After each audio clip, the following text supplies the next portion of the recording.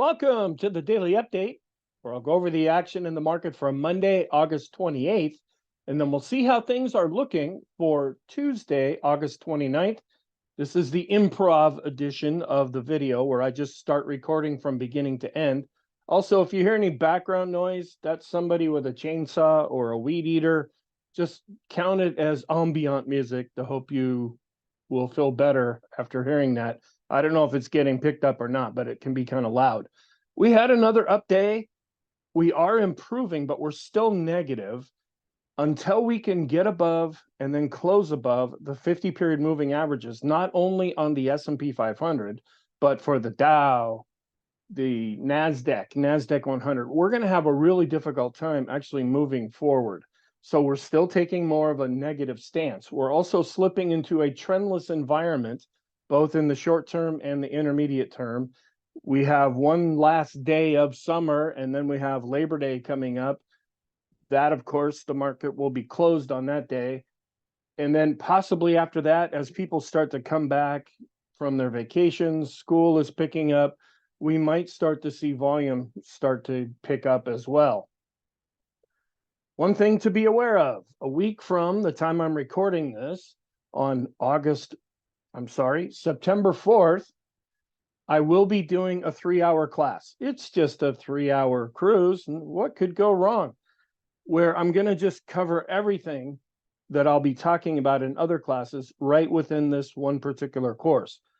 I'll be going through my approach to technical analysis, some strategies that you might consider. I'm just going to hit them at a pretty high level. I go a lot more in depth in my courses to explain the theory and the concepts behind some of these strategies. And then I'll also be dealing with support and resistance. My plan is to stream this both on YouTube and Rumble simultaneously. I've had some problems with that before. If we run into some problems with that, I will be using Zoom as a backup. And then the following week, from September 11th through the 13th, I'll be doing the same class. Instead of doing it in one day, I'll be spreading it out over 3 days. All right, let's go back and talk about what happened.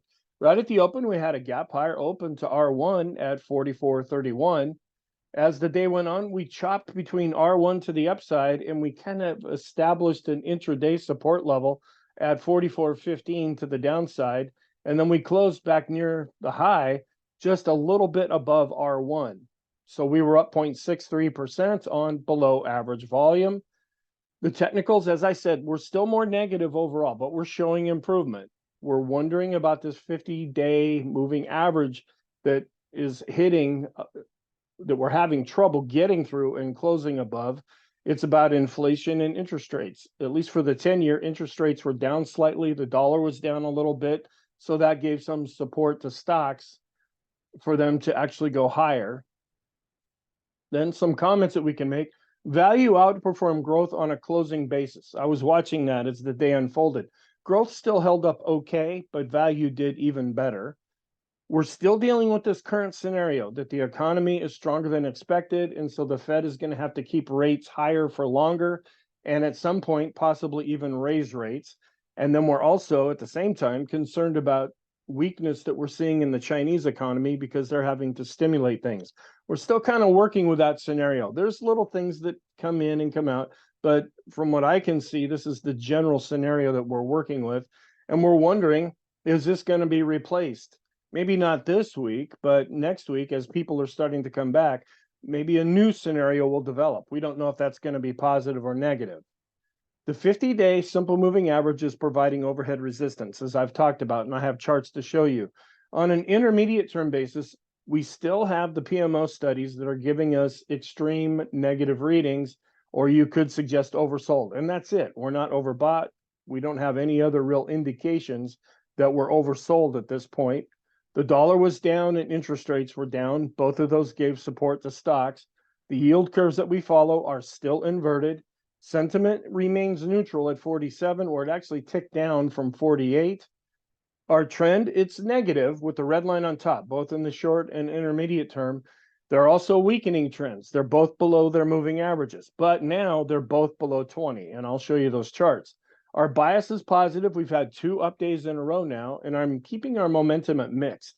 Until we can really shoot higher and close above the 50-day moving averages, we're going to have a real hard time really moving up from there. Economic reports, we didn't have any that came out on Monday. Here's a chart that I have been showing where we take an average of the VIX from 1990 up to 2022.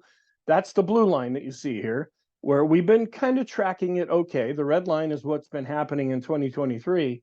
If we stick to what the average has been, we might see the VIX really go up from here, which that means stocks are going down. So this would be a negative thing just to watch for. So we're just kind of watching this day by day to see if we're sticking to this overall pattern. Here's the intraday chart where we gapped up to R1 and then we just sat at that level for quite a while. We sank down a little bit and only to come right back up to where we had been before, only to come back down again, roughly to this 44.15 level-ish or so. And then we saw a little bit of buying going into the close where we were able to end above R1. Here's the intraday chart of growth versus value. Growth actually did okay. It's still outperforming when we look at the intraday chart. The red line here is value. But then when we look at growth to value for the S&P, it actually underperformed and it didn't even get back up to the unchanged level. Looking at the VIX, coming down on the up day with the line chart and the bar chart, and we're seeing volatility for the VIX really starting to drop as we're dropping with the bar chart and the line chart. This is getting a little bit concerning again with the 5-period moving average of the equity put call ratio. It looked like we spiked up and we're starting to come down. Now we're starting to go back up again. We want to see this continue to fall if we're going to remain more positive on the market. Here's a longer term look at that same chart where we came up into this extreme positive area. We came down. Now we're starting to go back up. We also look at the VIX to VVIX ratio, where longer term it's been declining, but it continues to turn up as well. This is a bit concerning. We look at the long-term equity put call ratio, 253 period simple moving average. We had been declining, but now we're turning back up. This is also longer term, more of a concern. Looking at our trend, we're dropping below 20 with the ADX. That's the black line. We're below the moving average. The red line's on top, so we would default to the negative side, but we're continuing to decline here, suggesting that we might see some sideways action. We're seeing kind of that same thing in the short-term ADX, where the ADX is below 20 and declining with the red line on top. Here's the daily chart where we're just having a difficult time coming back up to this pivot level. And it's a little hard to see, but that's right about where the 50-period moving average is located. On the bottom, we are really dropping well below average with volume. Looking at the stochastics, we're showing some improvement, but just slightly negative in the short term, turning up a little bit in the intermediate term, and also turning up in the longer term. So this chart is showing improvement. Looking at our standard deviations chart, we're coming right back up to just about the midpoint. We're a little bit below that. That's kind of the equilibrium between positive and negative. The fact that we're just about at the midpoint means that the market is rather indecisive.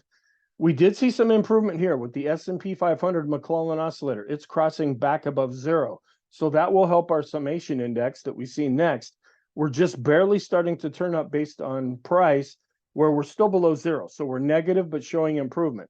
We're starting to turn up based on volume as well. And sometimes the volume part of this chart will be a leading indicator for us. The top part and the bottom part are calculated completely differently. So they're two separate indicators that I put together on this chart. So we are seeing some improvement here. We're also seeing the NYSE McClellan oscillator continue to improve, but it's still below zero. So that's negative. So we're continuing to decline when we look at the NYSE summation index based on price and volume. The NYSE bullish percent index continues to be below 50 and is declining. That's more negative. The Swenlin trading oscillator showing some improvement here. We're going above zero based on price and volume. And the mass index, we're just wondering now, is this going to generate a signal? We've crossed above the red dash line. Now we're waiting to see if we cross above the blue line. And then when we turn and come back down, that would be a signal. Looking at the advanced decline line, haven't shown these in the daily videos for a little bit. We're seeing a little bit of an improvement based on price and volume. The reason why I haven't been showing these is as we've been going down, this does show weakness, but we still remain above the moving averages. We're also looking a little bit better with the new highs and new lows. With the update, we saw a bit of an expansion of new highs and a contraction in the new lows. Our 5 period is trying to turn back up, and our 10 period is flattening out, but still declining. Looking a little bit more positive with the advanced decline ratio. The blue line, which is the shorter measurement, it's crossing above zero, where the red line is going up, but still below zero. Accumulation distribution coming back up to the moving average, but still underneath it, and the moving average is still declining. The Chaikin money flow also showing some improvement, but still negative. The slope oscillator, our touchiest one, is starting to turn back up and looking a little more positive. If we see some follow through, we'll start to see our other oscillators begin to turn back up as well. We're dealing with the moving averages here in the moving average tree, where we're having a difficult time getting back up to the 50-period simple moving average. Okay, I think that's the 4th time I mentioned that. But as we're potentially coming back up, we're also possibly running into overhead resistance as we bump back into the 20-period moving averages. With the PMO study, we're showing some improvement with the PMOs that are rising. We're turning back up, but still extreme with the buy signals. We're flattening out with the PMOs that are above zero. We're turning more positive with the Elder Impulse system, where we had been neutral. After Monday's session, we turned back to a green bar, which is positive. Then we're also potentially seeing some overhead resistance here with the 20-period simple moving average of the open, high, low, and close. We're bumping up into the moving average of the close, and we've hit that a couple of times now. It would be a lot more positive if we could break through this and then see this little mini rainbow start to turn back up. We're still inside the Ichimoku cloud, wondering if that will continue to provide support. The MACD on a weekly chart, it's turning more negative now. So longer term, we're seeing some weakness in this chart. The S&P growth to value ratio, it did tick down even on an up day. We tried to come back and match this previous high where we were not able to quite get to that level. We're still in a longer term uptrend, even though we've been going sideways to down in the intermediate and short term. Looking at a little bit of an improvement with our traditional Dow theory chart, we were up with the Dow, we were up a bit with the transports, and we ticked down just a little bit with the utilities. The Dow is coming back up to its 50-period moving average, and that's providing overhead resistance. We're also seeing that same thing with the NASDAQ 100, where we're seeing a pivot level, the 50-period moving average, and the previous high all kind of coming together to provide resistance. Then we're seeing a bit of improvement with the momentum of the NASDAQ 100. The PPO, it's still negative, but it's starting to turn back up. We want to see follow through with this if we're going to get more to a positive side with the market. Also, the NASDAQ, we're coming up to this pivot level and the 50-period moving average, which is providing overhead resistance. We're keeping an eye on the fib levels for the NASDAQ. We're still below the 61.8% retracement level. That's providing resistance, but we're still above the 50% retracement, and that may provide support. The FANG index also is having a hard time getting back above its 50-period moving average, even though it's still in an uptrend. The small caps, they're still above their 200-period moving average, so that's showing some improvement. And here's another look at the small cap as registered by the Russell 2000 index, seeing an improvement with the RSI. We're still above the 200-day moving average, and we're seeing a bit of an improvement with the MACD, but it's still negative. The mid caps coming up to this pivot level, not really getting up to its 50-period moving average, but still above its 200-day moving average. Looking at the 10-year bond yield, we did tick down a bit in Monday's session, and that supported stocks. Looking at Tom Bowley's research for the month of August, where the energy sector, which is now starting to show some weakness, it's typically not hot. Where tech has been hanging in there fairly well, it tends to be hot. But we're coming into the latter part of August where we typically see some weakness. Now, this contradicts some other research that I'll show you here in just a moment. So our outlook, we're still dealing with earnings season, but it's slowing down a bit. Overall, our technicals are negative, but we are still improving. We will get the FHFA Housing Price Index, the S&P Case-Shiller Home Price Index, consumer confidence, and the JOLTS job openings. So this is kind of an employment week that we're coming into now. The geopolitical events, we're keeping an eye on those things, but for right now, it's about inflation, interest rates, and growth concerns. Here is the new calendar for this week. We didn't have any reports on Monday. We're going to have the employment situation report coming out on Friday, coupled with the ISM manufacturing index. So that's going to be pretty significant. On Thursday, we're going to get the PCE prices. This is the Fed's preferred measurement of inflation. Looking at the Stock Traders Almanac statistics for August 29th, we're positive across the board with all the three main indexes that we look at. So we have historically, we have seen some strength during this day. We're also wondering if we're going to get any kind of a significant bounce. We bounced up a little bit, but not to the point where we historically have done that. We're also wondering about that same thing with the NASDAQ, seeing a bit of an improvement, but are we going to continue to see more of a bounce? Here's where we look at the S&P in pre-election years, where we follow the green line, which this suggests, which contradicts what Tom Bowley shows, that we tend to see some strength going into the latter part of August. We will be on the 21st trading day of the month, and then just looking at pre-election years, where the green dash line, that's what we follow, where we tend to be positive overall. So our scenarios, we're still leaning towards the down one because our technicals are negative, but they are showing improvement. We're not ready to go with the positive scenario yet because we're still mostly negative technically. You could in the short term, and now even a bit in the intermediate term, look at doing some sideways type strategies because our ADX in the short and intermediate term are below 20 and declining. The warning signs, we're still wondering, this convergence of these short to intermediate term bearish signals, are they finally finished now? This is what took us lower, mostly through all of August that we've been dealing with. The longer term trend signals, I didn't show those charts. We're still below those long-term trend lines. Seasonally and historically, August tends to be weak, but we're supposed to be coming into a historically positive time. The S&P 500 oscillators are negative, but we're seeing the slope oscillator start to turn back up. We're also keeping an eye on the NASDAQ 100 oscillator, which is showing improvement, but it's still negative.